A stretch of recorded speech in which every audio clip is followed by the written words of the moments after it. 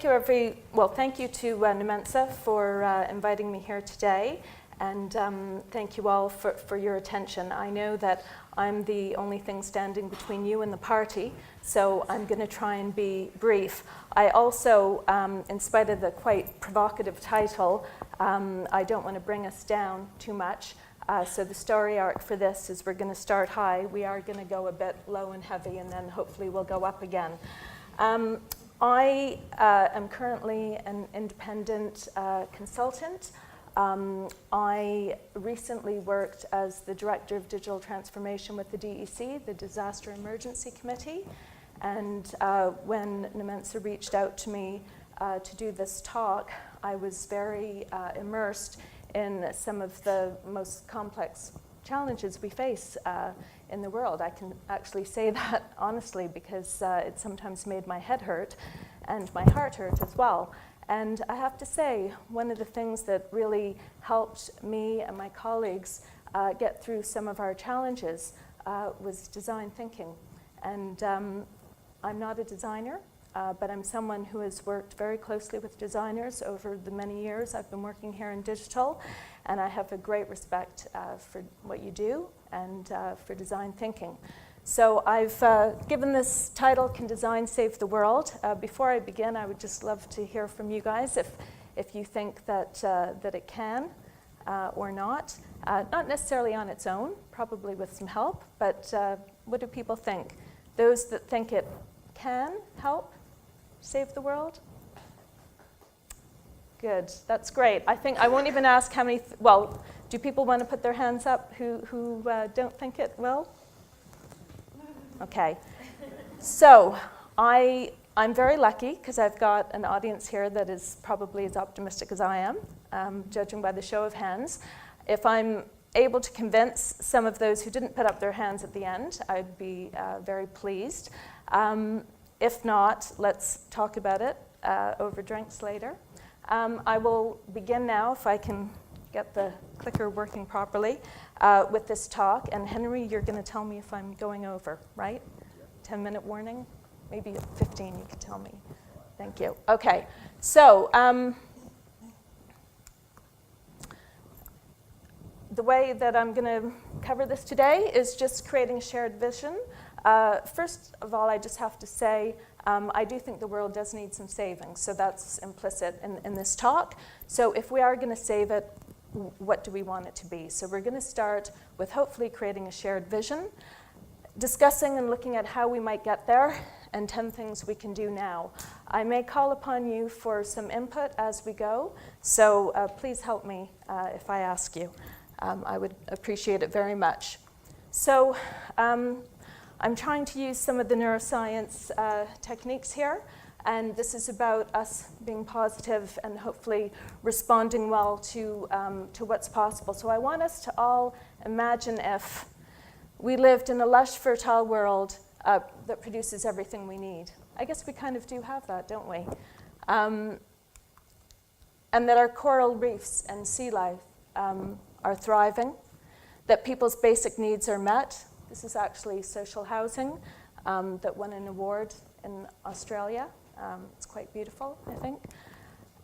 Resources are fairly distributed, and our working life and working relationships are fulfilling. Don't know how many people feel that great about where they work. I'm sure everyone at Nemensa is like that. And that technology improves our health and the quality of our lives. And that the world is full of peace. How does that make you all feel? Yay. It makes me feel good too. But actually, what is the reality of our situation? And forgive me because we're going to have to look at some hard truths here. I also know that facts apparently don't change people's mind, but I do think it is important for us to look at some of the reality that we're dealing with today. We are destroying our forests. I'm from Canada originally, and I thought Canada had lots of forests and was doing really well on that front, but apparently we're as guilty as everyone. In fact, one report I read, we were leading in the deforestation stakes, which was quite mortifying for me to find out. If we keep going the way we are, it could get quite bleak. Our reefs are actually being bleached. This is the Great Coral Reef in Australia. It's actually very damaged and dying, and that's not good. Climate change incidents are actually becoming more frequent. We've seen a lot of destruction and devastation happening. Now, the Disaster Emergency Committee, most people, when they think of the type of incidents that we respond to, it's these natural disasters. But are all these disasters that are happening, are they really natural, or are some of them associated with climate change? I think we have to look at what the data is telling us about that. The consequences are obviously very significant. We also have food shortages and man-made disasters. This is very terrible because we're actually, in some parts of the world, creating situations where people are literally starving. The DEC tracks a lot of disasters or potential disasters, critical situations as they are evolving and unfolding. And many of them now are the man-made disasters, because of course the natural disasters we don't really have warning of, they just often happen. Whereas the man-made conflicts, you can see these things building. And the DEC in the last year has actually had 3 national fundraising appeals, Yemen, East Africa, and now the situation in Myanmar. Those are all situations that are actually man-made. It's not good, I'm sure you would agree. That is leading to displacement of people. Globally, 65 million people are displaced, with over 500,000 of them from Myanmar just happening recently. And actually on DEC's Twitter feed, there's a video version of this that shows the scale of the refugee camps, and it's quite staggering. Child labor and slavery still exist, and worldwide there's about 200 million child laborers, and 120 million of them are engaged in hazardous work. And 1 billion people are actually living in slums, in substandard housing conditions where there's no running water or sanitation. And that's a lot of people, and those are very recent stats. And also technology is moving faster than our institutions, and we're not really sure what that means. And obviously the talks today have been really giving us insight and prompting us to think through the implications. And I'm not saying that this is going to be all negative, because there's lots of great, amazing things that can help us and improve the world out of technology, but there's also other factors that we haven't fully thought through yet that need to be addressed. So how does that situation make you feel? We all feeling yay, or are we a bit... Yeah, it is kind of overwhelming, but no one wants to be down, and we don't want to feel like there's nothing that we can do. So let's look at some of the positives here. And this Nobel laureate has told us that we actually have the intelligence and the knowledge and the skills to solve a lot of the world's problems. So that's pretty important. And we're actually planning to take rockets around the planet quite soon. So that requires a lot of engineering ability. And if we can do those things, then I think we should be able to solve some of our big social problems. At least that is my hypothesis. I think we have to decide, do we want the utopian vision of the world, where we have all the good feelings and good things, or do we want the other one? It's up to us to decide. So, what do you guys want? Not Blade Runner. Not Blade Runner. Utopia, please. Yeah, it's fine to watch. I love watching it, but it's not how we want to live. So, we all want a better world. So, how are we going to get there? And this is where I will bring it back to design and design thinking. What is going to take for us to solve some of our most serious existential problems? We are at a decisive point in time. Our existential threats are based on these complex systems. So our economy, climate change, population growth, ecological overshoot, reduction in biodiversity, renewable resource depletion, energy allocation, environmental refugees. And most of these systems have one or more tipping points beyond which the damage is irreversible. So it's really important that we don't have these tipping points when things start really unraveling.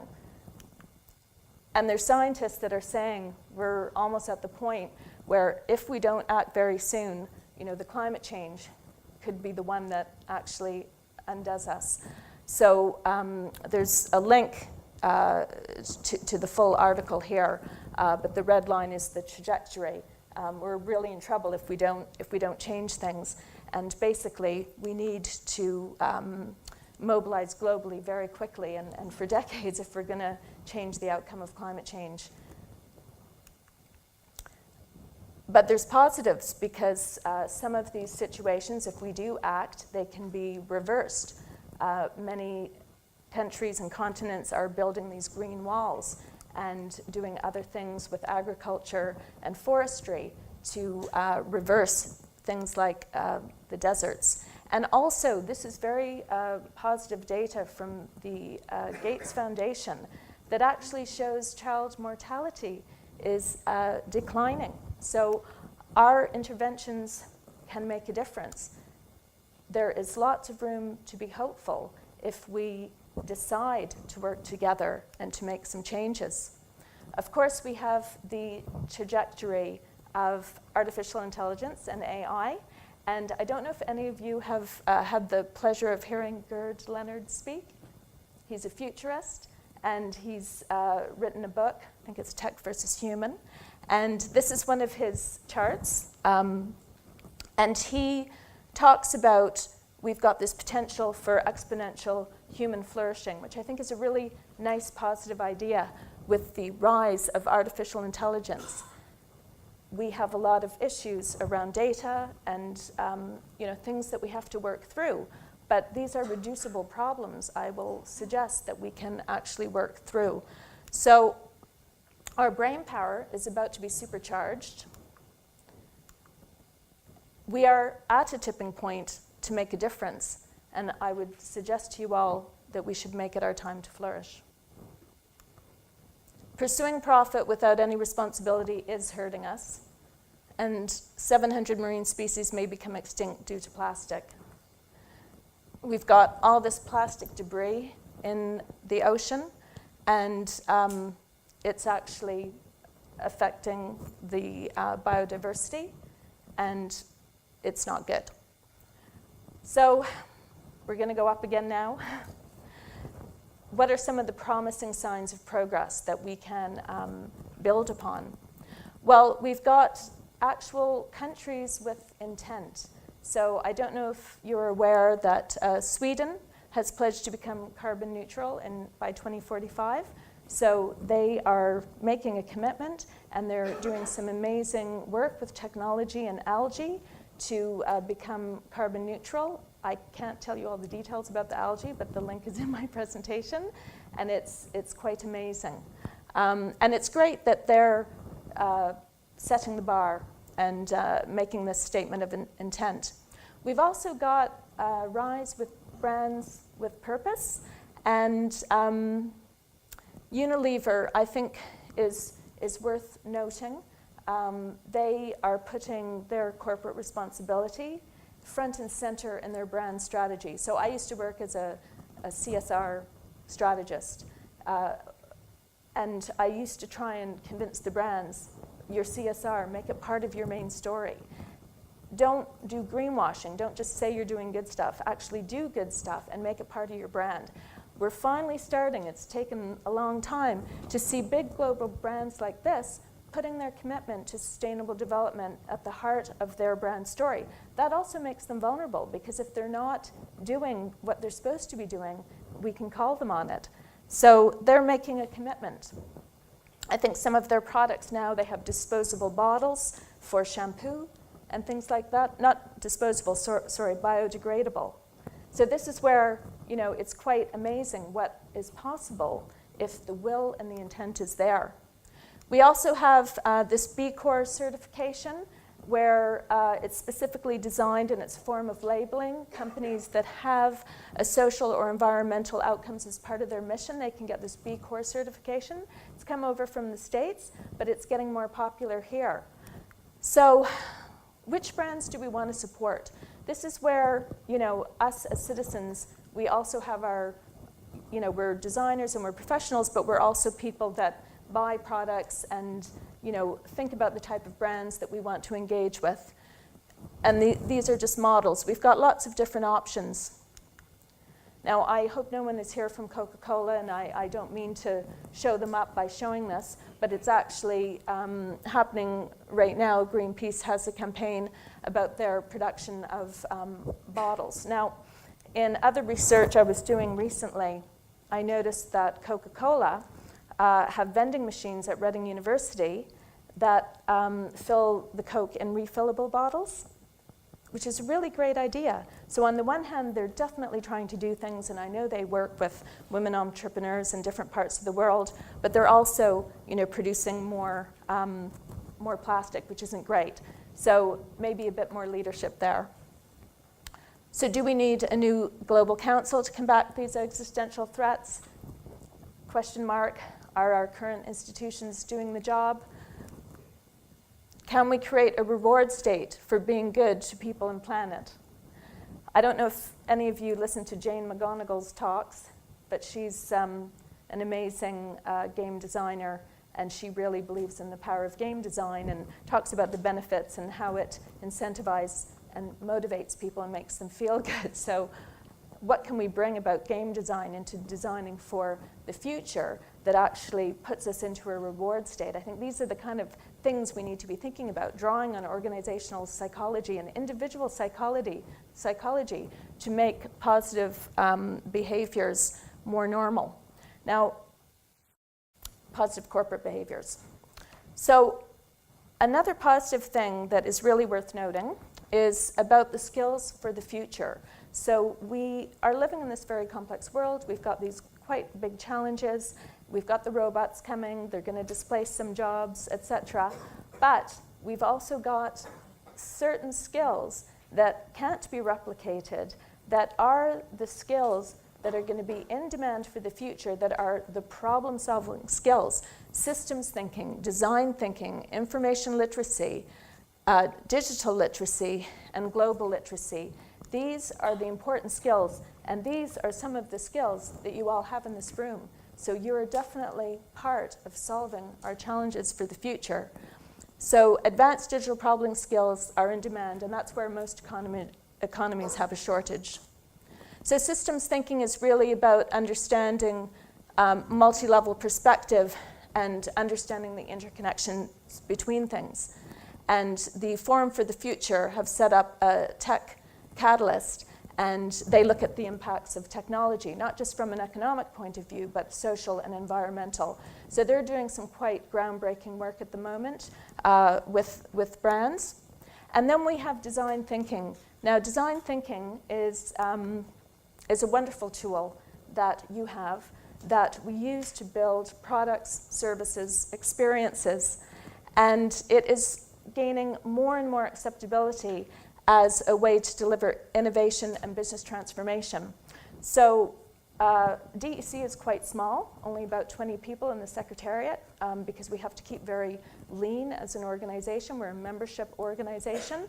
But the larger NGOs, such as Red Cross, Save the Children, Oxfam, etc., they have big design practices, innovation practices, and agile ways of working. So we're starting to see that more in the humanitarian sector and in the nonprofit sector, and it can really help make a massive difference how that sector operates. One of the things I love about design thinking, and I say the word love, I mean it, is the built-in optimism.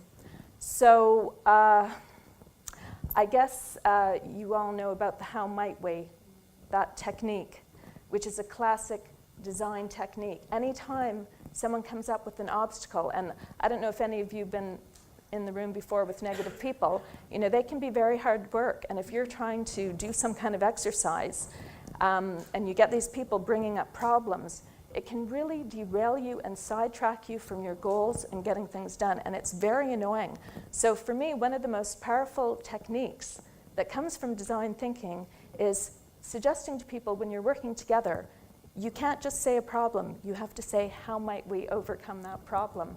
And that is a way of working through inertia that often is prevalent in a lot of organizations, because a lot of times these problems and challenges we're dealing with are so overwhelming for people, they do resist change. And so we need these positive ways and techniques to help people, motivate them, inspire them to move forward. And I think design thinking is one of them. So this is a model from an organization that started up in Kenya back in 1991, and it uses design thinking to help alleviate poverty.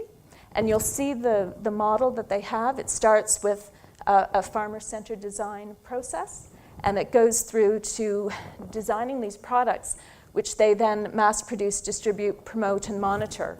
And they have been using this model effectively in Africa for many decades now, and these are the social outcomes that have come from their work. And I'm sure you'll agree, it's quite impressive. So other sources of inspiration. Now this is where I would really love your help. I have spoken to a few people at lunch and in the breaks who've told me about really amazing examples of things that either their firms have done or colleagues that they know have done that have either saved lives or helped improve the world. Because I haven't done exhaustive research here, and I know I'm going to run out of time soon. So do tweet any examples that you know, but I'm just going to share a few little things. The concept of frugal innovation, I don't know if that's on anyone's radar, but it's actually kind of, I'd call it a mashup between design thinking and the lean startup. And it's being used by a lot of businesses to do more with less, because companies aren't always floating in cash. They need to work efficiently. So there's all pressure on businesses to do more with less. And we also have bottom of the pyramid business models where poor people are a market. They will buy things. So frugal innovation is all about doing more with less, but creating the best quality products possible. And this kind of frugal innovation can be used to design and solve many types of problems. An example, and this is less of a product design, it's more of applying design thinking to a business model, because you can apply it to business models. That's the beauty of it. This eye hospital, the founder wanted to eliminate needless blindness and offer cataract surgery, basically, to many more people than were getting it before he started his hospitals. And he came up with a very low-cost model. It's almost like an assembly line, really. You bring them in, prep them, and then they seem to do more surgeries than the doctors are able to do here. And then they send everyone home, and they realized that sourcing the lenses was very expensive, and that was a problem. So they started making their own lenses. So they're just thinking differently how to do more with less and getting really great outcomes. So we can learn a lot from that kind of thinking.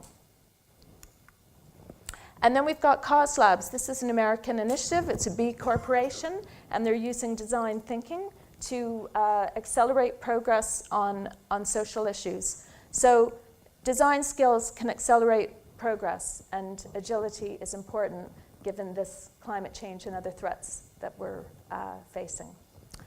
So now I'm going to get down to the end of this presentation with some practical thoughts. Now, some of these suggestions may be okay for some, and some of them, you may not agree with them all. I'd really love to hear your thoughts and feedback on these suggestions, if you're so inclined.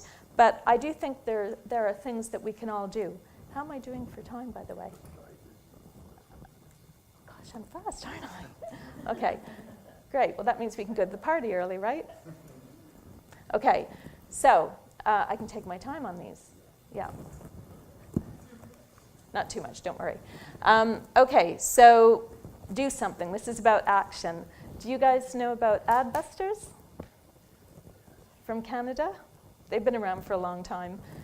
I should put the source on there. This is just from them. Instead of thoughts and prayers, let's do something. So small changes in your design solutions and behaviors can make a real difference. So the first thing I just want to talk about is the Sustainable Development Goals. This is a UN initiative, and it's the one that Unilever is putting at the center of their brand portfolio strategy. And these are the areas where the world needs help. Poverty, hunger, I'm not going to read them all out. I believe climate change is in there. Yeah, climate action. It really addresses them all. And ideally, they're all being addressed. It's not like a sequential thing. So it's really good if you all are aware. I know you've got a lot to be aware of, like we had that heavy data talk, and that is really important, no question about it. But we've got big minds, right, and big hearts. So just knowing about these things, and even asking your clients, or if you're a brand, where do we fit in this world? You know, is it part of our strategy? Just asking questions and getting the conversation going. It's a place to start. And then we've got these initiatives that are happening, that are horizontal initiatives that are happening within, you know, our professional field. So the Copenhagen letter, has anyone signed that? I see a few hands. Well, let me put this on your radar, because it's all about recognizing how transformative technology is, and just saying, what shape is that technology going to be in? You know, is it going to have ethics at the heart of it, or not? And this Copenhagen Initiative is saying, yes, let's make it good for us. And there's a particular comment about moving from human-centered design, which is obviously what you're all experts at, to humanity-centered design. And I quite like that, because it's not losing the human, but it's adding the humanity. And I think that's quite powerful. So it might be something that you want to check out. This is another Adbuster culture jamming graphic. I think it's okay and sometimes needed to be a bit irreverent when needed, you know, to just subvert certain things that are happening, have a bit of fun with your design skills. Again, may not be for everyone, but it can be effective. Love the Eden Project. Design with impacts in mind. You know, these projects, they are designed to bring impacts. What is the role of digital in helping to enable those impacts? I was having an interesting chat with someone, I don't know if she's still here, from an architecture firm, about the role of technology in the buildings today, and that was touched on in your presentation as well. I think there's lots of scope there for digital to enrich the impacts and the engagement with people. Applying design thinking to real-world problems. I mean, this little design of the Save the Children dash button, I don't know if this actually is being made live. I think it might have been a prototype, but it's just interesting. Again, it's kind of subverting something. You know, we're using the dash button to order our products. How about, you know, maybe making a donation to help a child? This slide I'm going to spend a little bit of time on, because again, this is something that is quite close to my heart, and something that I actually did recently, running design sprints on, you know, dealing with big complex challenges. So this particular methodology is from Google Ventures, the sprint methodology. Has anyone used it? Okay, that's great to hear. I'd love to hear people's feedback, how they found it. I know that it's kind of mashing up and blending a lot of the best of design thinking, and they've put it in this very intense 5-day program. And I will say, from my perspective, I'm a very big advocate of it, because I think, and I'll just share a little story about the DEC. The DEC, they know they need to change and transform, but there's many reasons not to. A small team, people are busy, They don't know what to do. They don't know where to begin. You know, there's many, many reasons that people talk about things for years and don't actually get things done. So one of the things that we did recently was run a design sprint that was looking at the question, well, what would the DEC look like if it was created in 2017? So I'll just tell you a little bit about the DEC. The DEC, I've already mentioned, it's a member organization made up of Oxfam, Save the Children, 13 of the top humanitarian charities. And basically, it's a pop-up charity when there's very serious disaster. It goes on telly, on the BBC, Channel 4, ITV, and everyone is told there's this very serious situation going on, please donate money. And DEC very effectively raises a lot of money. For the East Africa appeal, we raised 54 million in 2 weeks, which is just amazing. And then the government will match the money, and it goes to the people. Now, if we think of the world we're living in now, fewer of us are watching TV. I don't know, I won't ask for a show of hands. We know the data. TV is still, it's not dead, but it's declining, and we've got more on-demand viewing. The DEC's donor base is an older donor base. They still respond to press ads and forms that are sent in the mail. A lot of the donations come in from a certain segment in the post. But obviously the online channel, as you can imagine, is increasing. We now have Apple Pay, frictionless payments, so that when someone finds out, they can just send a quick text or do an Apple Pay. It's all about making things easy, and the whole experience is very, very important. But one of the challenges the DEC has is how do we reach the younger audience who aren't maybe watching TV? And also, how can new technology actually maybe disrupt and disintermediate the NGO sector? Not completely, but slightly. And what I mean by that is the money goes into the DEC, and then it's distributed to the various NGOs that deliver aid on the ground. Now, aid can actually be delivered in the form of money. So it's money aid, financial aid. Even in a crisis, often the markets are still working, not always, but sometimes it's best to give people money so that they can buy what they want. So this is a very big, complex tangle. How do we reinvent the DEC for the digital age?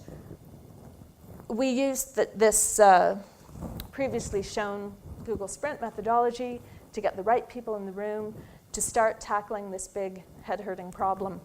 And the map up at the top, we just isolated part of the challenge, but it was a very effective way to start to unravel this challenge and to get us on the journey. And again, it was the beauty of the how might we, and making, you know, a prototype for a new way of working that was so effective, and that came from design thinking. The other thing is either work with charities or maybe offer pro bono services. I was at an event the other week, and I found out about DataKind. They are data scientists who are actually volunteering to help nonprofit sector, which I thought was very nice. And I think their services, as they become more widely known, will be very much in demand, because data scientists are obviously very specialized, very precious resource, and a lot of nonprofits can't afford to have data scientists. So this is a way that the voluntary sector in particular can get access to some of those skills, and design skills are, of course, needed as well. This is a terrible picture. I kind of agonized a little over whether I should include it or not. Have people here followed the Bell Pottinger story? Hands? Shall I tell the story? I'll just be brief.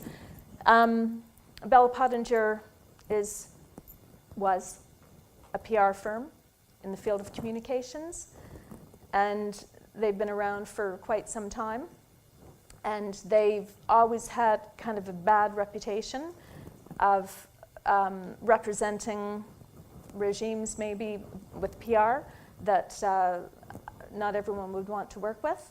And they do employ designers, or they did employ designers. So designers were part of the Bell Pottinger service offer.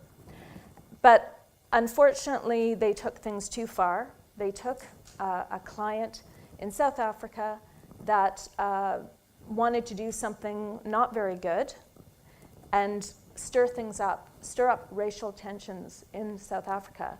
And as the story unfolded on Twitter, and as people fed back to Bell Pottinger, you picked the wrong country to mess with, because people were very upset with this campaign and this work they were doing, and they made a complaint to the PRCA, which is the regulatory body for the public relations here in the UK. And there were lots of news stories. I was on holiday in Canada in July. It was even in the Globe and Mail, which is a Toronto paper. It was in BBC, Guardian, all the newspapers. They had the hearing of the PRCA in September, and within a week, the company was gone. And unfortunately, that person, she took this work, and she became exposed. And her personal credibility is on the line. She lost her job. They kind of scapegoated her, but also James Henderson, who was the CEO, he had to resign, and as I said, the company went down. So ethics, we have to say no to unethical stuff. And it's very hard if you're in an environment where you're being asked to do some negative things. You can kind of slide into it, but we've got to say no to some things, I would suggest. And I'm a person that has a hard time saying no, so I'm kind of almost saying it's okay. It's okay to say no to things. In fact, it's good to say no. This has led to the rise of ethical committees all over the PR industry, because everyone's really scared now, right? Because this happened, it was very public, it was very, very bad. And as I said, we all need our own kind of ethical, moral codes, but companies need them as well. But just look after yourself. I'll stop now. Engage in design activism. This is, again, not for everyone, but it is a technique that can be used. BP were sponsoring the Tate Britain for many years, and not everyone was happy with that. And this group, Liberate Tate, did a number of actions, and eventually BP did stop their sponsorship, although I don't know if they acknowledge it was because of this. That campaign was about ethical funding. Again, this isn't for everyone, but it is a technique that can be used. And finally, and this I put Numensa up here. They didn't ask me to, but I was struck when I visited the website when putting my presentation together by the tone and the way that you're addressing the audience, your clients, and possible employees. It's conveying a message of design for good, humanizing design, make that a mandate for clients and talent. So, am I okay on time? I thought I was going to go over. So that's the end of my presentation. I'd love to hear your thoughts. Obviously, I'm biased. I'm an optimist. I'm someone I do believe in climate change. I'm quite passionate, maybe a little evangelical. But yes, thank you for your attention. And yes, I hope I've changed your mind, some of the skeptics in the room. Thank you.